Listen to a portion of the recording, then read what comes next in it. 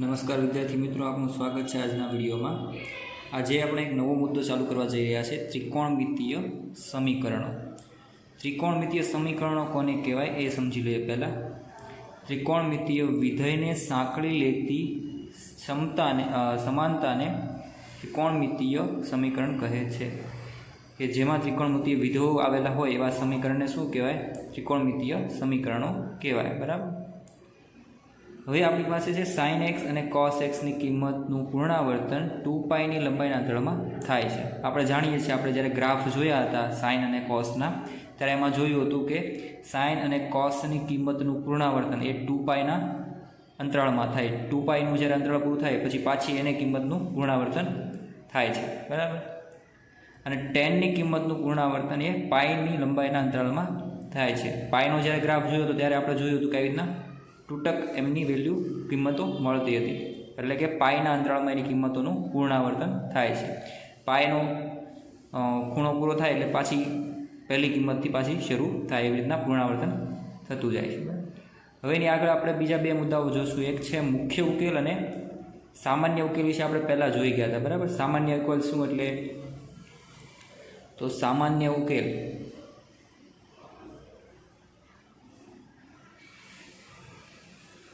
જેમ કે જો sin x બરાબર 0 હોય તો સાઇનની કઈ કિંમત માટે 0 જવાબ આવે, બરાબર। સાઇનની x બરાબર 0 હોય ત્યારે xની કિંમત કેટલી હોય? n પાઈ હોય, બરાબર। સાઇન જ્યારે પાઈ હોય ત્યારે 0 આવે, 2π હોય ત્યારે 0 આવે, 3π હોય ત્યારે 0 આવે, 4π હોય ત્યારે પણ 0 આવે। એટલે સાઇન એવી જ રીતના જો -π હોય તો પણ 0, -2π હોય તો પણ 0 આવે, અને સાઇન 0 પણ 0 આવે। એટલે સાઇનની આ બધી જ કિંમતો માટે સાઇનની કિંમત 0 મળે। એટલે x બરાબર આપણે જનરલમાં શું લખતા હતા? સામાન્ય રીતે એને n પાઈ લખતા હતા, કે જ્યાં n બરાબર બિલોંગ્સ ટુ z। n કેમાંથી લેતા આપણે? z માંથી। તો આ હતી nની સામાન્ય ઉકેલ, કે સામાન્ય રીતે આટલા ઉકેલો મળે। પરંતુ જ્યારે આપણે એમનો ઉકેલ એ 0 થી 2πના અંતરાળમાં લખીએ ત્યારે એને આપણે શું કહીએ છીએ? મુખ્ય ઉકેલ કહીએ, બરાબર। સામાન્ય ઉકેલ એટલે કેવો હોય કે જો આવી રીતે ગ્રાફ એકમ વર્તુળ આપણે દોરીએ તો પાઈ 0 એ 0 થાય, પછી sin 0 એ 0 થાય, sin પાઈ 0 થાય, sin 2π 0 થાય, પછી sin 3π 0 થાય, sin 4π 0 થાય। એવી રીતના વિરુદ્ધ દિશામાં જઈએ તો sin -π 0 થાય, sin -2π 0 થાય, એવી રીતે, બરાબર। આ આખું ઘણા બધા વર્તુળો પૂરા કરીએ આપણે, એને કહેવાય જનરલ, આપણે સામાન્ય ઉકેલ કહીએ, બરાબર। પરંતુ જ્યારે આપણે ખાલી એક વર્તુળ પૂરું કરીએ, એટલે કે 0 થી 2π સુધી ખાલી એક જ વર્તુળ પૂરું કરીએ અને એમાં જે ઉકેલ મળે એને શું કહેવાય? મુખ્ય ઉકેલ કહીએ। તો મુખ્ય ઉકેલ એટલે કે જો ત્રિકોણમિતીય સમીકરણનો ઉકેલ 0 થી x થી 2π માં હોય તો તેને મુખ્ય ઉકેલ કહેવાય। 0 થી મોટો અથવા તો 0 હોય અને 2π થી નાનો એવા હોય એવા ઉકેલને શું કહેવામાં આવે છે? મુખ્ય ઉકેલ કહેવાય। એક ઉદાહરણ તરીકે જોઈએ મુખ્ય ઉકેલનું। ઉદાહરણ 18માં આપેલું છે sin x બરાબર √3/2। તો સાઇનની કિંમત √3/2 માટે, બરાબર, x બરાબર π/2 હોઈ શકે અને x બરાબર π - π/3 હોઈ શકે, બરાબર। કેમ કે sin π/3 ની કિંમત પણ √3/2 થાય અને sin π માઇનસ કરો, કેમ કે જો સાઇનની કિંમત આપેલી છે ધન, હવે ધન કિંમત બીજી ક્યારે આવે? પહેલા અંતરાળમાં આવે અને બીજા અંતરાળમાં। બીજા અને પહેલા અંતરાળમાં સાઇન છે એ કેવો હોય છે? ચરણમાં પહેલા અને બીજા ચરણમાં સાઇન ધન વિધેય હોય છે। એટલે જો એને પાઈમાંથી માઇનસ કરો 3/2 π/3 ને, તો પણ આપણને ધન કિંમત જ મળવાની, બરાબર। ત્રીજા અને ચોથા ચરણમાં આની કિંમત માઇનસ મળે, એટલે એમાં આપણે 2π માઇનસ કે 3π/2 માઇનસ ન કરી શકીએ, એટલે બે કિંમતો મળશે, કઈ? sin π/3 અને sin π - π/3 માટે પણ કિંમત એની √3/2 આવે। આ બે કિંમતો માટે સાઇનની વિધેયની કિંમત આપણને √3/2 મળે છે। એટલે આ બે મુખ્ય ઉકેલ થયા, π/3 અને -π/3, અને એને સાદું રૂપ આપીએ તો મળે 2π/3। તો આ બે એના મુખ્ય ઉકેલો, જે બંને ઉકેલો કેમાં આવે છે? 0 થી લઈને 2π ની વચ્ચે આવે છે. એવી જ રીતે ઉદાહરણ 19 આપેલું છે, જેમાં tan x બરાબર -1/3 આપ્યું છે. હવે સાઇન અહીંયા માઇનસની છે આપણી પાસે, બરાબર, કિંમત સંજ્ઞા છે એ માઇનસની છે. ટેનની કિંમત સૌથી પહેલાં તો 1/3 ક્યારે આવે? તો π/6 માટે √3 કિંમત આવે ટેનની, બરાબર. પરંતુ માઇનસ છે તો ટેન માઇનસ કયા કયા ચરણમાં હોય છે? તો ટેન છે એ બીજા ચરણમાં અને ચોથા ચરણમાં, બેમાં કેવો હોય છે? માઇનસ હોય છે. એટલે કે ટેન યા તો બીજા ચરણમાં છે, એટલે કે પાઈ માઇનસ કરવો પડશે, અને યા તો ચોથા ચરણમાં છે, ચોથા ચરણમાં તે 2π માઇનસ કરવો પડે, બરાબર. તો પાઈ માઇનસ π/6ની કિંમત હોઈ શકે આ, અને 2π માઇનસ π/6ની કિંમત આ હોઈ શકે. તો આ બંને એના મુખ્ય ઉકેલો થયા. મુખ્ય ઉકેલ આપણને મળ્યો પાઈ માઇનસ π/6 અને 2π માઇનસ π/6. અને સાદુરૂપ આપો તો 5π/6 મળે અને 11π/6. તો આ બંને એના મુખ્ય ઉકેલો થયા. આ બંને વેલ્યુ કેમાં આવે છે? તો 0 થી લઈને 2π ની વચ્ચે આવે છે. 2π આપણે નથી લેતા, એનું કારણ શું છે કે 2π લઈએ એટલે પાછું 0 જ થઈ જાય. તો 0 થી 0ની વચ્ચે એવું આપણે લખી શકીએ નહીં, એટલે 2π કિંમત લઈ શકીએ નહીં. ખાલી 2π થી નાની કિંમતો જ આવે. અહીંયા 0 આપણે લઈ લીધેલું છે. તો આમ જે કિંમતો, જ્યારે બધી જ કિંમતો માટેની જે આપણે કિંમત મળે એને શું કહેવાય છે? સામાન્ય ઉકેલ કહેવાય. અને જે 0 થી લઈને 2π અંતરાલની વચ્ચેના કિંમતો મળે એને શું કહેવાય છે? મુખ્ય ઉકેલ કહેવાય. આ તફાવત છે સામાન્ય ઉકેલ અને મુખ્ય ઉકેલ વચ્ચેનો. હવે આપણે સામાન્ય ઉકેલો જોઈએ, બરાબર.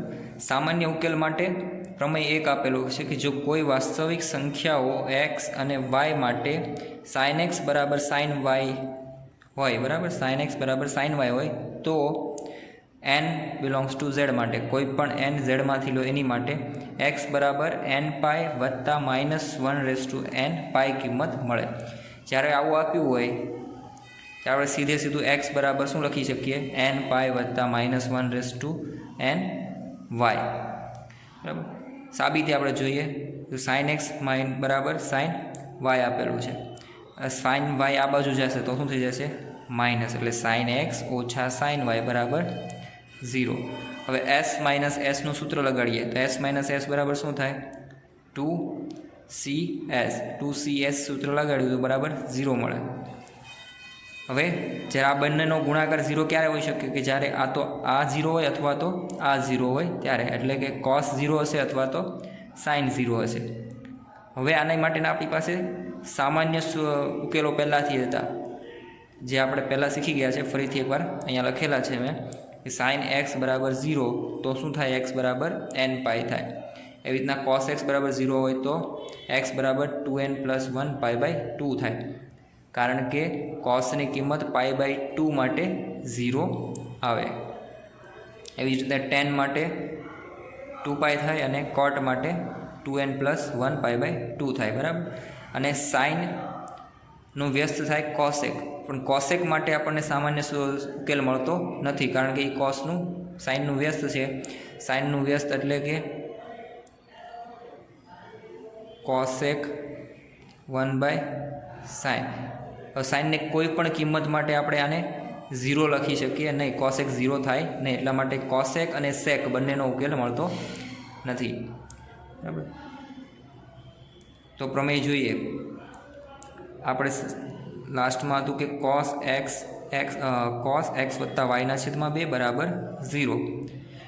તો પછી આની કિંમત શું થાય? cos 0 હોય ત્યારે x બરાબર આપણે લખીએ છીએ 2n + 1π/2. તો અહીંયા થઈ ગયું x વત્તા y/2 બરાબર 2n + 1π/2. એવી જ રીતે સાઇનની કિંમત 0 ક્યારે આવે? કે જ્યારે એનો જે ખૂણો છે એટલે કે થીટા છે એ કેટલો હોય? nπ હોય ત્યારે. તો x - y/2 બરાબર nπ. આપણે સામાન્ય ઉકેલો જે ઉપર લખ્યા એમાંથી જ આ કિંમતો લીધી છે.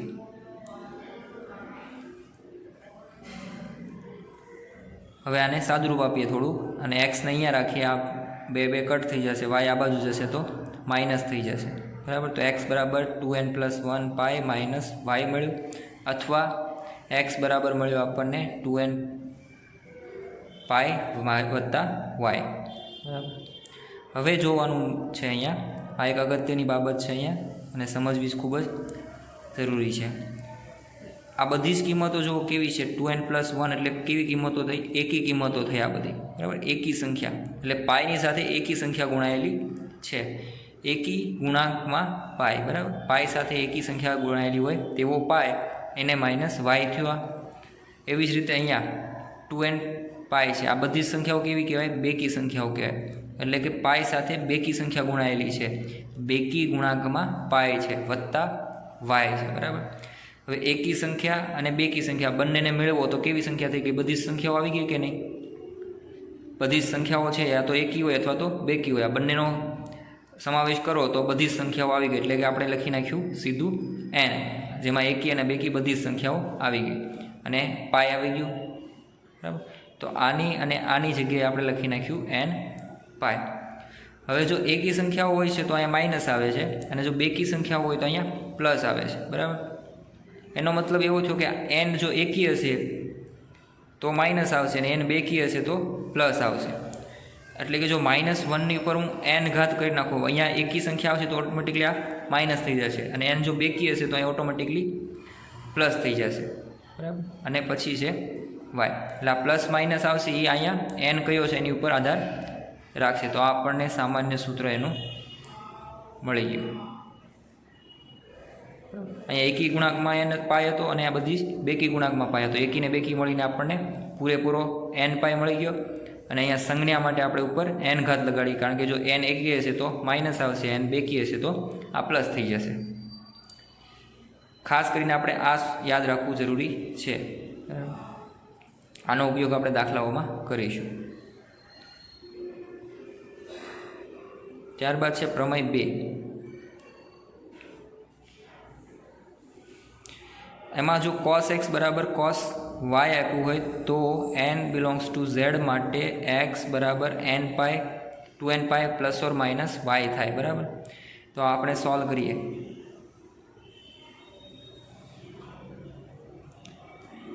સૌથી પ્રથમ મેં આને આ બાજુ લઈ ગયો એટલે થઈ ગયું cos x minus cos y બરાબર 0। હવે c માઇનસ c એટલે થશે -2ss, બરાબર। એ સૂત્ર લગાડ્યું, બરાબર 0। તો આનો જવાબ 0 ક્યારે આવે, કાં તો આ 0 હોય અથવા તો આ 0 હોય ત્યારે। તો અહીંયા લખી નાખીએ આપણે sin x વત્તા y/2 બરાબર 0 અથવા sin x ઓછા y/2 બરાબર 0। હવે આનો મતલબ થયો x વત્તા y/2 બરાબર સાઇનની કિંમત 0 ક્યારે આવે, જ્યારે n પાય હોય ત્યારે, અથવા સાઇન અહીંયા પણ છે x ઓછા y/2, સાઇનની કિંમત 0 ક્યારે આવે કે જ્યારે આ ખૂણો છે એ n પાય હોય ત્યારે સામાન્ય, અને જ્યાં બંનેમાં n કેમાંથી લેવાનો છે, z માંથી। હવે અહીંયા x બરાબર થઈ જશે 2n પાઈ ઓછા y અને અહીંયા x બરાબર થઈ જશે 2n પાઈ વત્તા y। આને બંનેને સંકળો તો જો આવું થઈ જાય, x બરાબર 2n પાઈ છે, 2n પાઈ અહીંયા પ્લસ અથવા તો માઇનસ છે, તો x બરાબર કિંમત મળે આપણને 2n પાઈ વત્તા ઓછા y, કે જ્યાં n બિલોંગ્સ ટુ છે z માંથી। તો આપણું સામાન્ય ઉકેલ મળી ગયો, બરાબર। આ પણ યાદ રાખવું જરૂરી છે કે જ્યારે પણ cos x બરાબર cos y આપેલું છે ત્યારે x બરાબર તમે સીધે સીધું આવું લખી શકો, બરાબર। ત્યારબાદ છે પ્રમેય 3 કે જો x અને y એ π/2 અયુગ્મ ગુણિત ના હોય તો જો અયુગ્મ ગુણિત હોય π/2 એની માટે આ લાગુ પડે નહીં, કારણ કે π/2 માટે આ કિંમત કેવી થઈ જાય, અવ્યાખ્યાયિત થઈ જાય, કારણ કે અયુગ્મ ગુણિત હોય એટલે એ કિંમત નીચે cos 0 આવે, 0 નીચે આવે એટલે અવ્યાખ્યાયિત થઈ જાય એટલા માટે, બરાબર। તો tan x બરાબર tan y માટે x બરાબર n પાઈ વત્તા y મળે અને n બિલોંગ્સ ટુ z થાય। સાબિતી 10x બરાબર 10y આપેલું છે. 10x ને આપણે લખી શકીએ sin x ના છેદમાં cos x, આને લખી શકીએ sin y ના છેદમાં cos y.